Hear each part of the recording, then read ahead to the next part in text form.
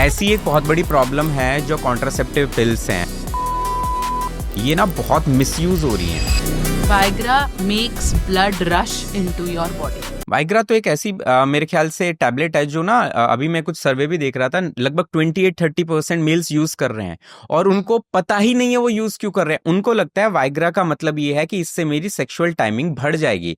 Reality जबकि ये है कि वो किसी और पर्पस के लिए है। Viagra makes blood rush into your body. बिल्कुल ठीक है, तो जितनी भी आपकी वेन्स हैं, कैपिलरीज हैं, धमनियां, शिराएं, सब पे वो खून का प्रवाह इतना जोर से बढ़ा देगी। जब आप वाइग्रा लेते हो तो आपको ऐसा फील होने लगेगा कि आपकी पूरी बॉडी रेड हो रही है। You feel red but you feel empty from here, क्योंकि आपका हार्ट जब सर्कुलेट करता है तो हार्ट का, अगर आपने साइंस में डायग्राम देखा होगा, बहुत कॉम्प्लिकेटेड होता है। हाँ, दिल ऐसा नहीं होता। ऐसे लोग छोड़ के आते हैं, 4 चैम्बर्स होते हैं। तो अगर आप देखो तो लंग से ऑक्सीजन एक्सचेंज करने के बाद हार्ट सबसे पहले ऊपर भेजता है, फिर नीचे, क्योंकि नीचे का थोड़ा कॉम्प्लिकेटेड है लेग्स तक भेजना, लंबा डिस्टेंस है। तो ऊपर से क्या होगा, खाली होने लगेगा और लोअर बॉडी में ब्लड रश करेगा। तो आपको यहाँ पे आपकी जो लेग्स हैं, थाइज हैं, उनकी मूवमेंट्स थोड़ी सी बढ़ जाएगी, हाथ थोड़े से ज्यादा ओपन अप होने लगेंगे, लेकिन आप यहाँ से खाली होने लगोगे।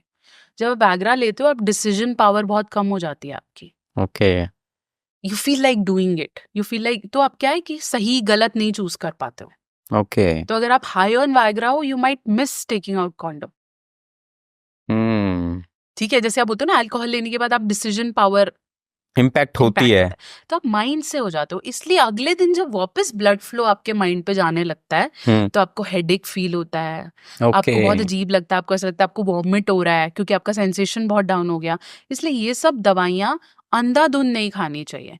प्लस ये बहुत वैरायटी ही आती है। आपको लगता है वाइग्रा एक होती है? नहीं, there are different drugs. Salts, तो पता नहीं कौन सी वाली आपको सूट करे। हो सकता है आपने एक ली और आपने बोला छी ये तो बेकार होता है। आपने एक ली, आपको सूट कर गई, आपको लगा ये तो बहुत ही बढ़िया है, फिर आप और पता करते हो।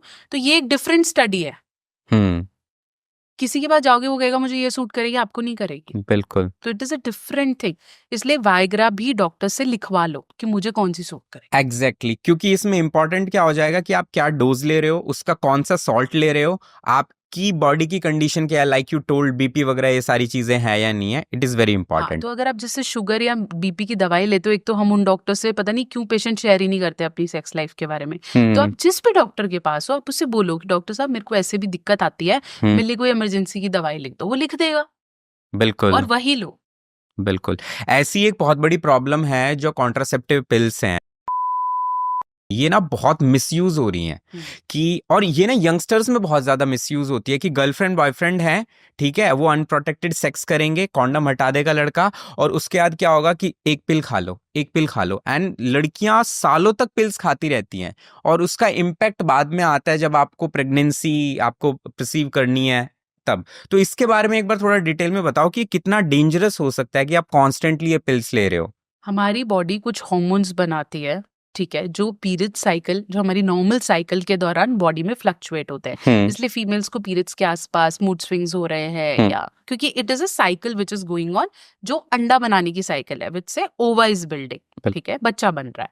तो क्या है, इस साइकिल के दौरान हार्मोन स्विंग करते हैं। आप यही हार्मोन का एक्सेसिव डोज बाहर से ले रहे हो। उस छोटी सी गोली में हार्मोन्स हैं, आप उसे ले रहे हो, वो आर्टिफिशियल है, आपकी बॉडी ने नहीं बनाया। वो हार्मोन इतना ज्यादा हो जाता है कि अंदर जो अंडा बन रहा है या ओवम बन रहा है, वो उसको डिस्ट्रॉय कर देता है। ओके, ठीक है, जब आप एक्सेसिवली बाहर से वो हार्मोन लेना शुरू कर दोगे, आपकी बॉडी अंदर वीक होने लग जाएगी। तो जब right time to produce ovum होगा, जब राइट टाइम तो क्या है, वो बन रहा है, बट जब आपको चाहिए, लेट्स से आपको प्रेगनेंसी करनी है, तो वो बहुत वीक बनेगा। इसलिए बहुत बार क्या होता है, फिलोपियन ट्यूब सपोर्टेड नहीं है, अंडा अच्छा नहीं बन रहा है। आप आजकल आप प्रॉब्लम सुन रहे हो ना, ट्यूब में दिक्कत आ रही है जी, है ना, अंडा ठीक नहीं बन रहा है, पॉलिसिस्टिक ओवरियन डिसीजेस हो गए हैं, मतलब पीसीओएस या पीसीओडीज का प्रॉब्लम आ रहा है। ये सब क्यों आ रहा है? कहीं ना कहीं, मैं ये नहीं बोल रही कि मेजर रीजन यही है, बट कहीं ना कहीं आप जो हार्मोनल पिल्स ले रहे हो वो इम्पैक्ट करता है। ऐसी जो आप रेगुलरली सहेली लेते हो या मालाडीमालाइन लेते हो, जिसे हम बोलते हैं कि स्पेस करने के लिए आप एक बच्चे के बाद दूसरे में ले रहे हो, उनके अंदर भी हार्मोन्स हैं। ठीक है, तो उनको भी रेगुलरली नहीं खाना चाहिए। बिल्कुल। आप जितना रेगुलरली खाओगे उतना इम्पैक्ट करेगा। मैं हमेशा बोलती हूँ, फॉर एग्जाम्पल आपको पता है कि एक बच्चा हो गया, अब आप दूसरा नहीं प्लान करना चाहते, आप कॉन्डम नहीं यूज कर रहे हो, तो जिन दिनों आप मेट कर रहे हो या आपको लगता है आप हस्बैंड पास हैं और हम कंट्रोल नहीं कर पा रहे, उन दिनों खा लो। जब आपको लगे अब हम दूर हैं, अब हमें नहीं करना है, तो you can skip those pills. Okay. Why you can not control? Calendar method है, पुल आउट मेथड्स है, ये भी मेथड्स हैं, and using the condom is the best method. Hormonal pill आप तब लो जब आपको लगे कि कंट्रोल का सीन ही नहीं है। मेरे साथ भी और मेरे हस्बैंड के साथ भी, और दूसरा कोई यूज नहीं करना चाहते। आजकल हार्मोनल इंजेक्शंस भी आते हैं, आप बिल्कुल इंटरडर्मली लगवा लो तो 2-2.5 महीने कर सकते हो, कर फिर आपको सकते बार हो। बार उन्हें लगवाना पड़ता है।